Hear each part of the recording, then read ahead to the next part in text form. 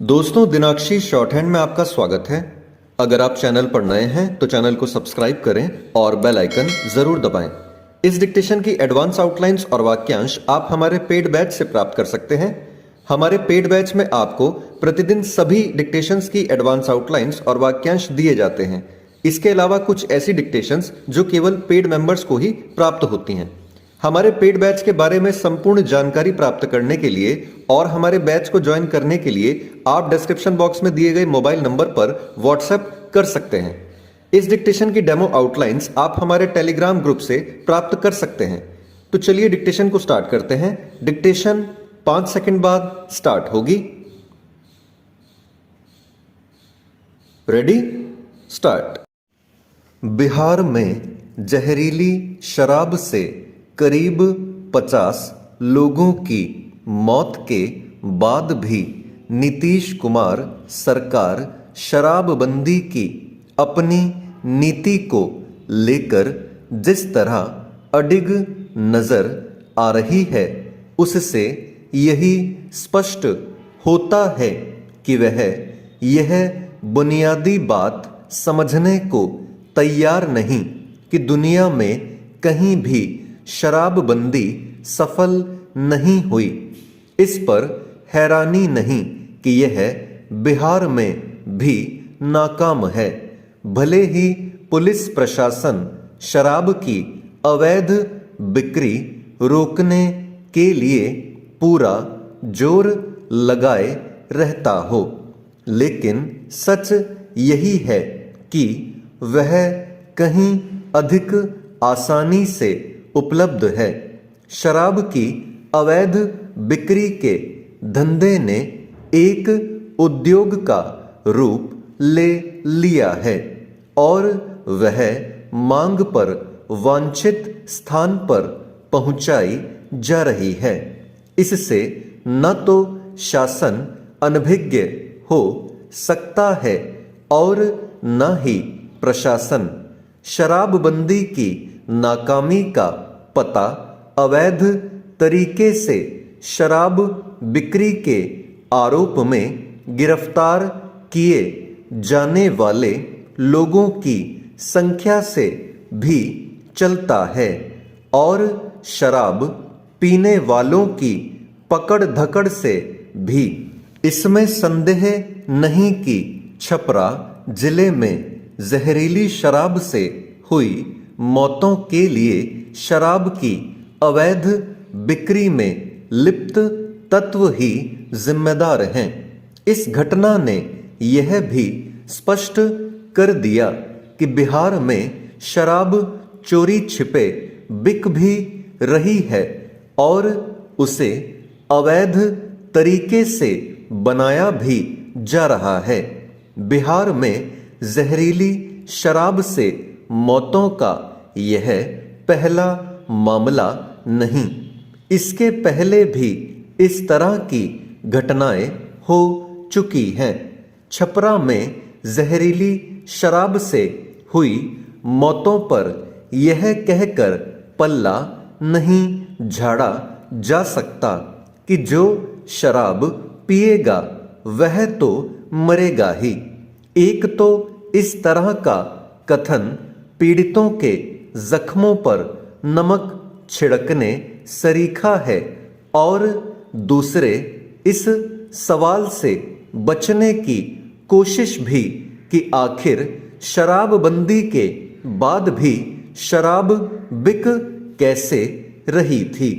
उचित यह होगा कि बिहार सरकार शराबबंदी के अपने फैसले पर नए सिरे से विचार करे। ऐसा इसलिए किया जाना चाहिए क्योंकि एक ओर जहां जहरीली शराब से मौतों के सिलसिले के साथ शराब की अवैध बिक्री जारी है, वहीं राज्य को राजस्व का अच्छा खासा नुकसान भी हो रहा है। अब तो यह भी नहीं कहा जा सकता कि शराबबंदी से किसी तरह का राजनीतिक लाभ मिल रहा है। भले ही प्रारंभ में यह लगा हो कि शराबबंदी का फैसला राजनीतिक रूप से लाभकारी है, लेकिन अब ऐसा बिल्कुल भी नहीं दिखता और यही कारण है कि वे राजनीतिक दल भी शराबबंदी पर सवाल उठा रहे हैं, जो एक समय उसे सही बताया करते थे। ऐसी नाकाम नीतियों पर टिके रहने का कोई मतलब नहीं जो सामाजिक आर्थिक रूप से सही न साबित हो रही हों। शराबबंदी के मामले में गुजरात की भी चर्चा होती है, लेकिन इसकी अनदेखी नहीं की जानी चाहिए कि वहाँ की नीति बिहार से भिन्न है। चेंज जो बेघर हैं या झोपड़ी में दिन बिताने को मजबूर हैं, ऐसे गरीबों के लिए प्रधानमंत्री आवास योजना चलाई जा रही है, परंतु बंगाल में जो करोड़ों रुपए की संपत्ति के मालिक हैं, ऐसे नेता और लोग भी इस योजना का लाभ उठा रहे हैं। इसमें सबसे अधिक तृणमूल कांग्रेस के नेताओं और उनके करीबियों के नाम सामने आ रहे हैं। ऐसा लग रहा है कि बंगाल में प्रधानमंत्री आवास योजना की वर्षों से लूट होती आ रही है। अब जबकि जांच शुरू हुई है, तो निरीक्षण के लिए जाने वाले कर्मचारियों, यहाँ तक कि महिला कर्मियों पर भी हमले हो रहे हैं।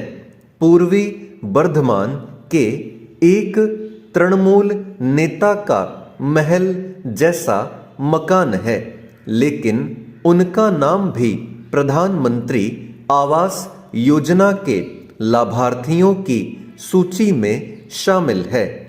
मुर्शिदाबाद जिले के फरक्का में भी कुछ ऐसा ही मामला सामने आया है, जहां पीएम आवास योजना के लाभार्थियों की सूची में तृणमूल की अर्जुनपुर ग्राम पंचायत प्रधान की सास का नाम शामिल है। पंचायत की मुखिया ओहैदा खातून की सास चंद्रभान बीबी के पास आलिशान 2 मंजिला मकान है। आवास योजना की सूची में चंद्रभान का नाम 753वें नंबर पर है। हालांकि ओहैदा खातून का दावा है कि सास बहू का नाम इस सूची से हटाने की सूचना पहले ही दी जा चुकी है, परंतु सवाल यह उठता है कि इतनी बड़ी इमारत के मालिक होने के बावजूद आवास योजना के मकानों की सूची में चंद्रभान का नाम क्यों है? जिन लोगों को मकान मिलना चाहिए उनके नाम सूची में नहीं है, लेकिन मुखिया की सास का नाम चमक रहा है। पंचायत चुनाव से पहले हुई इस घटना में विपक्ष ने भी भ्रष्टाचार के आरोप लगाए हैं।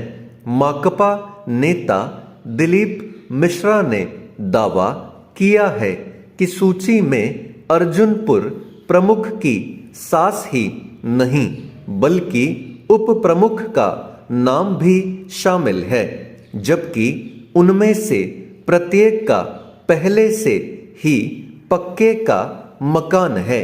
सवाल है, गरीबों के हक पर कब तक डाका पड़ता रहेगा? स्टॉप।